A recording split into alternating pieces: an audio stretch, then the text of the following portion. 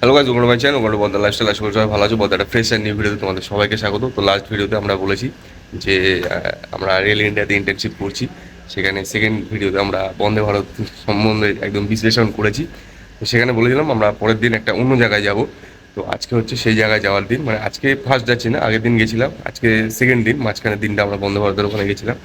তো সেখানে যাব, সেখানে এক সপ্তাহ আমরা ইন্টার্নে আছি, সেখানে কাজবাজ করবো, সেখানে সমস্ত কিছু দেখাবো যতটা দেখানো যায়। ঠিক আছে, যতটা দেখানো যায় না তার বেশি আমরা দেখাবো না, মানে যাতে পরে আমি কেস না খেয়ে যাই এসব দেখাতে গিয়ে।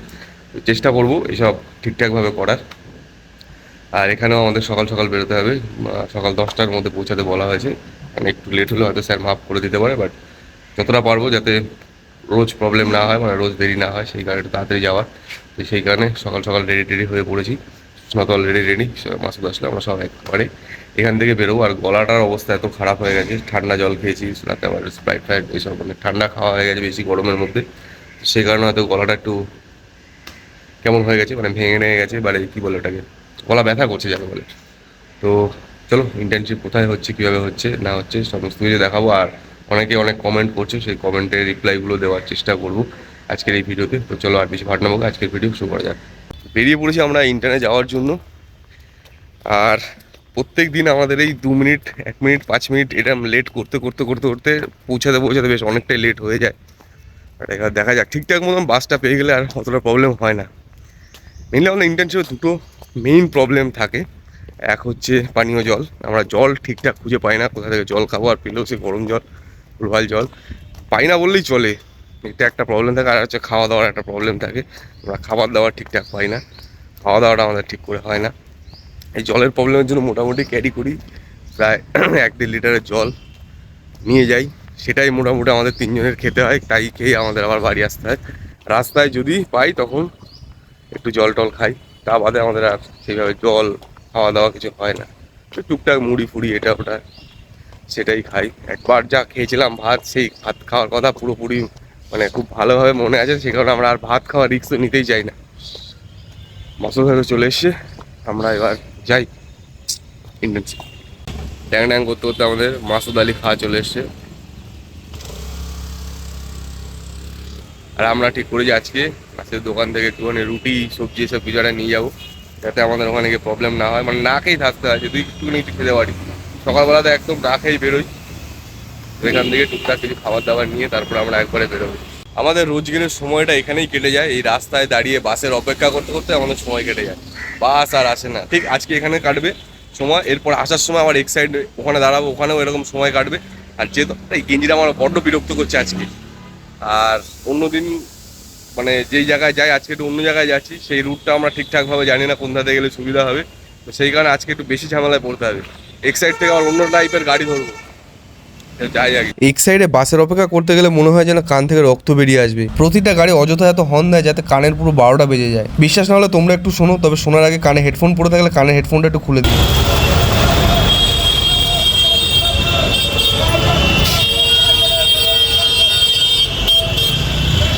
পৌঁছে গেছি আমরা আমাদের গন্তব্যে। মোটামুটি একটু দেরি হয়েছে, তবে খুব একটা দেরি হয়নি, হয়তো স্যার আজকের মতো মাফ করে দিলেও দিতে পারে। আর আমরা পুরোনো ভুল থেকে শিখেছি, যেরকম আগে আমাদের কাছে দুটো ছাতা ছিল, এখন আমাদের তিনজনের কাছে তিনটে ছাতাই আছে।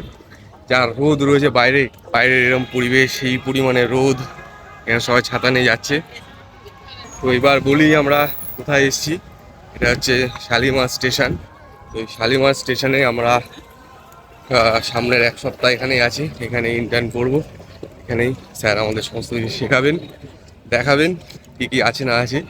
তো একজন কমেন্ট করেছিল, দাদা মেয়ে কি থাকে এখানে, চাকরি বাকরি করে?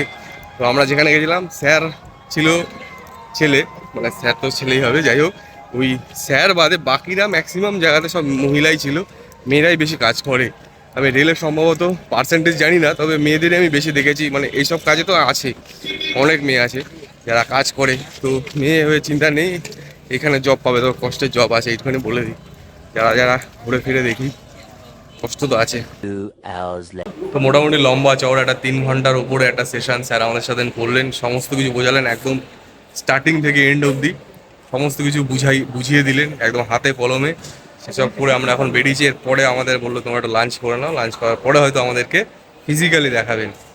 যেখানে আমাদের কবে থেকে ইন্ডিয়ায় ট্রেন ফার্স্ট স্টার্ট হয়েছে সেখান থেকে শুরু করে এখন অবধি কী কী ইমপ্লিমেন্ট হয়েছে, ট্রেনে কীভাবে করা করা হয়েছে সেই সমস্ত কিছু, তা বাদেও আমাদের লাইফে কী কী করা উচিত না করা উচিত একটু গাইডও করে দিলেন।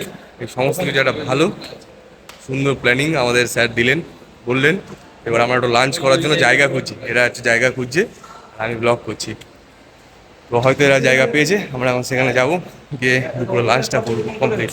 তো লাঞ্চ হয়ে গেছে আমাদের পুরো কমপ্লিট। যেরকম আসার সময় কাকের দোকান থেকে আমরা রুটি আর বাঁধাকপি নিয়ে এসেছিলাম, সেই রুটি আর বাঁধাকপি এখন খেলাম। মানে এতদিনে এই কদিন আমরা যে কদিন আসছি এই প্ল্যানটা যদি আমরা প্রথম দিন থেকে করে আসতাম তাহলে হয়তো আমাদের খাওয়ার এত কষ্ট হতো না। ঠিকঠাকই ছিল খাওয়া দাওয়াটা, আর কাকিমা রান্না বেশ ভালোই করে, তো খাওয়াটাও ভালো ছিল, পেটটাও ঠিকঠাক করলো। আর সুস্থ সুস্থ খাওয়া দাওয়া খেলাম আমরা। এতদিন অসুস্থ খাবার দাবার খেতাম, ভুলভাল যা পেতাম তাই খেতাম। সেদিক থেকে বেশ ভালো খাওয়া দাওয়া হয়েছে। কারণ খাওয়া দাওয়া কমপ্লিট হয়েছে, ওই দূরে পিঙ্ক কালারের জামা পরে ওটা সুস্না দাঁড়িয়ে আছে, জল পড়ছে। খাওয়া দাওয়া করে জল টল খেয়ে হয়তো 10-5 মিনিট বসবো আমরা। কেন রেলের এদের স্টাফদের টিফিন টাইম থাকে 1:30 থেকে 3:30 সম্ভবত, 2 ঘন্টা। তো এর মধ্যে স্যার আমাদের কাজ করাবে কিনা জানি না। স্যার ইয়ার্ডের দিকে একবার যাবে, তখন হয়তো আমাদেরকে নিয়ে যাবে, নিয়ে গিয়ে সব কিছু দেখাবে, দেখিয়ে দিয়ে তারপরে হয়তো বলে দেবে আজকের মতন তোমরা আসো, পরের দিন আবার দেখা হবে। দেখা যাক কি বলে স্যার। এমনি তার মধ্যে বলেছিল যে তোমরা থাকবে, ইয়ার্ডে যাবে না চলে যাবে। তাহলে না দেখলে একটু ভালোই বুঝতে পারো। তো সেই কারণে আমরা অপেক্ষা করছি। এবার স্যার যদি বলে চলে যাওয়ার, বা এদের খাওয়ার পরে যদি আবার দিমাগ ঘুরে যায়, যদি বলে না আজকে আর দেখবো না, আমরা পরের দিন দেখবো, তাহলে আমরা আবার চলেও যেতে পারি। লোকজন সবাইকে আমাকে দেখছে, ভর্তি এত লোক যাচ্ছে, সবাই দেখছে। হ্যাঁ, বড় ব্লগার, হ্যাঁ, পাইছে ক্যামেরা শুরু করে দিচ্ছে। এই সাঁতরাগাছি স্টেশনটা এখনও প্রপারভাবে রেডি হয়নি, এর বহুত কাজ চলছে, চারিদিকে এখনও প্ল্যাটফর্ম বানানোর কাজ চলছে, ফ্লাইওভারের কাজ চলছে, আরও বিভিন্ন রকমের কাজ চলছে। ভবিষ্যতে হয়তো এটা একটা বড় একটা প্ল্যাটফর্ম হতে চলেছে, এখান থেকে হয়তো অনেক অনেক ট্রেন যাবে বিভিন্ন দিকে। আজকের মতো ইন্টার্নশিপ আমাদের শেষ। স্যারকে কল করেছিলাম মানে আমাদের লাঞ্চ হওয়ার পরে। তারপরে স্যার বললো যে আমি তো চলে এসেছি ইয়ার্ডে, তো তোমরা তাহলে এক কাজ করো, আজকের মতন আসো, আবার পরের দিন এসো।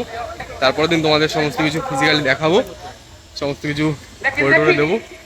তো সেই কারণে আমরা এখন ফিরছি, এরা এখন আলোচনা করছি কিছু একটা।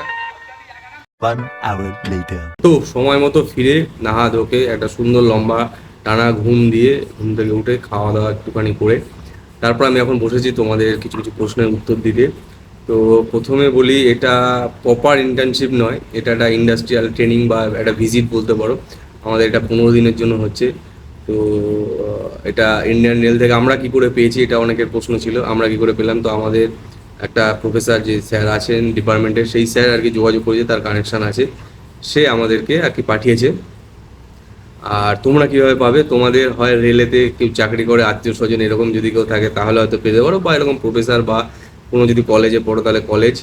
আর তাছাড়া যদি ডাইরেক্ট কোনোভাবে কন্ট্যাক্ট করা যায়, তো সেটা আমি এখনও স্যারদের কাছে জিজ্ঞেস করিনি। আমি তাহলে একবার স্যারদের কাছে জিজ্ঞেস করে দেবো যে আদার্স তোমরা সাধারণ এমনি যাদের কোনো কানেকশান নেই তারা রেল ইন্ডিয়াতে কীভাবে ইন্টার্নশিপ করতে পারবে। তো আর একটা প্রশ্ন খুবই যেটা হচ্ছে, সেখানে আমাদের কী শেখাচ্ছে, কী আর কি করছে, এসি নন এসি, বা শুধু এসিটাই দেখাচ্ছে, নন এসি বা ট্রাকশান কী কী কী দেখাচ্ছে, কী শেখাচ্ছে, সেটা একটা বিষয়।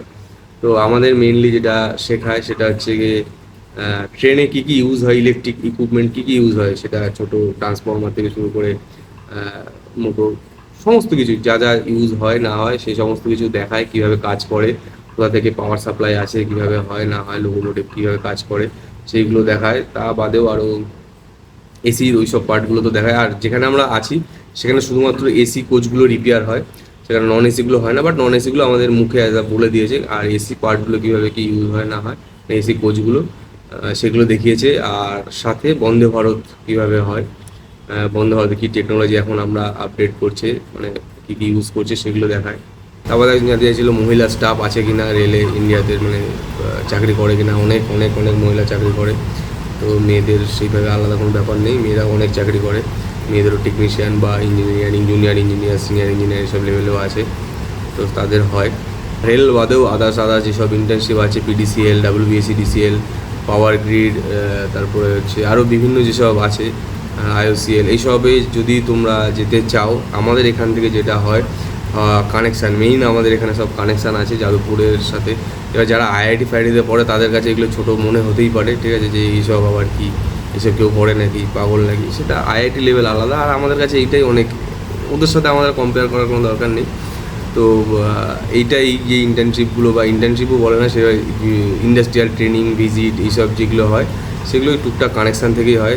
যাদের কানেকশান ভালো আছে সেগুলো প্রফেসর হতে পারে, বন্ধু বান্ধব আত্মীয় স্বজন যা খুশি হতে পারে, সেসব কানেকশান থেকেই এইগুলো হয়। মানে আর এগুলোতে কোনো টাকা পয়সা সেভাবে দেয় না।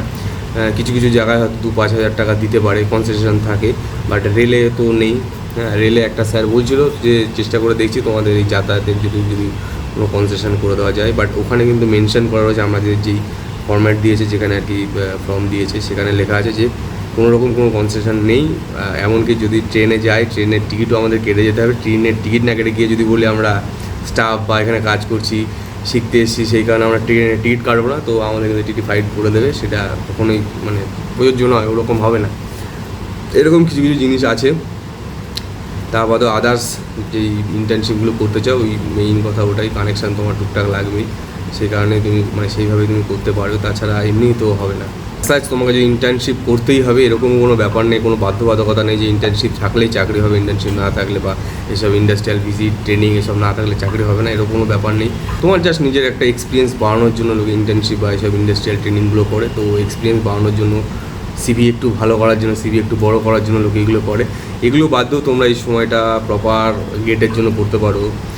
যেরকম তহিদ কিন্তু কোনো ইন্টার্নশিপ করছে না, বাট তহিদের কিন্তু ক্যাপাসিটি আমাদের থেকে অনেক অনেক অনেক হাই। ও অনেক বড় বড় প্রজেক্ট এসব করে বসে আছে। ওর সিভি 4 পাতাও হতে পারে, ও যদি সিভি বানায় প্রপার ওর জিনিসপত্র দিয়ে। তো ওরকম ও ইন্টার্নশিপ না করলেও আরও ভালো ভালো জিনিসের কাজ করছে, নিজস্ব প্রজেক্ট বানাচ্ছে, সেগুলো আরও বেশি বেশি হেল্প করবে আমার মনে হয়, হতে পারে এইসব টুকটাক কাজের জন্য। এমনি ইন্টারভিউতে তোমাকে যেসব জিজ্ঞেস করবে, হয়তো এর থেকে কটা জিনিস বলতে পারবো তার ঠিক নেই। যেরকম আগের জিনিস তো সব ভুলেই গেছি, ইন্ডিয়ান অয়েল থেকে কী করেছি না করেছি। তো এরকমই ব্যাপার। পড়তে পারো, গেটের জন্য ভালো পড়তে পারো, বা এমনি প্রিপারেশান করতে পারো, বিভিন্ন রকম স্কিল সেসবও শিখতে পারো। তো শুধু ইন্টার্নশিপ বা ট্রেনিংই করতে হবে এর কোনো মানে নেই, সেটা তোমাদের ইচ্ছা, তোমাদের যেটা ভালো লাগে তোমরা সেটা করতে পারো। যেদিকে তোমাদের দুর্বল আছে মনে হয় সেটাকে স্ট্রং করতে পারো এই টাইমটায় বসে। তো এটাই বলার। তো আর একজন বলছিল যে আমরা ইলেকট্রিক্যাল মানে কোর থেকে কি আমরা সফটওয়্যার দিকে যেতে পারবো কিনা। তো যাদবপুরে তো সেই ফ্লেক্সিবিলিটিটা আছে, আমরা কোর থেকে সফটওয়্যার দিকে যেতে পারবো। সফটওয়্যার থেকে সাধারণত করে আসে না, বাট যারা আমরা আছি অন্তত মেকানিক্যাল ইলেকট্রিক্যাল, এরা আমরা সফটওয়্যার দিকে যেতে পারবো চাইলে। কিছু কিছু কোম্পানি যেটা অ্যালাউ করে, সব কোম্পানি অ্যালাউ করে না, বাট কিছু কিছু কোম্পানি যারা ইলেকট্রিক্যালকে অ্যালাউ করে। তো আমরা ম্যাক্সিমাম কোম্পানিগুলো ইলেকট্রিক্যালকে অ্যালাউ করে, তো আমরা বসতে পারি, বসি, সেখানে অনেক চাকরিও পায়, ঠিক আছে, সফটওয়্যারের দিকে। তো সেরকম কোনো চাপ নেই। তো এই ছিল আজকের ভিডিও। মোটামুটি কম বেশি সবার উত্তর একটু একটু করে দেওয়ার চেষ্টা করেছি। ভুল ভ্রান্তি তো এইসব তো হতেই থাকে, এইসব তো হয়। যদি কিছু ভুল হয়ে থাকে তাহলে সেগুলো তোমরা কমেন্টে ঠিক করে দিও। আর কি, এই ছিল আজকের ভিডিও। দেখার জন্য সবাইকে অসংখ্য অসংখ্য ধন্যবাদ। দেখা হচ্ছে পরে নেক্সট ভিডিওতে। সবাই ভালো থাকো, সুস্থ থাকো, টাটা।